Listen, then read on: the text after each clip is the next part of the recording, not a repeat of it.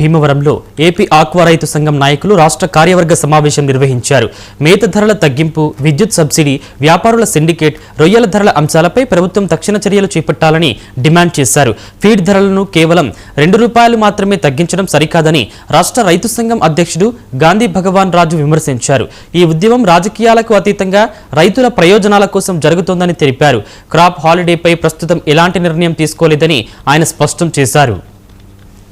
రోజులుగా మరి ఫీడ్ రేట్ల మీద ఏదైతే మనకి ₹4 ఎంఆర్పి మరి తగ్గించాలని చెప్పి ఏదైతే ఆ రోజు ముఖ్యమంత్రి చంద్రబాబు నాయుడు గారు అలాగే మంత్రి అచ్చెన్నాయుడు గారి సమక్షంలో మరి ఏదైతే ప్రభుత్వం దగ్గర చర్చలు జరిపి మరి ఆ రోజు గవర్నమెంట్ మరి ముందుకొచ్చి రైతులు న్యాయం చేసే విధంగా ఏదైతే మరి ఆ ₹4 తగ్గించారో దాని తర్వాత ఎవరైతే ఈ ఫీడ్ మ్యానుఫ్యాక్చరర్స్ ఏదైతే ఉన్నారో అసోసియేషన్ వాళ్ళు ఇన్వాయిస్ మీద ₹2 తగ్గించి మరి రైతుకి ₹4 తగ్గించవలసింది ఎంఆర్పి ₹2 ఇన్వాయిస్ తగ్గించి ₹8 ఇన్వాయిస్ కింద చూపించారు.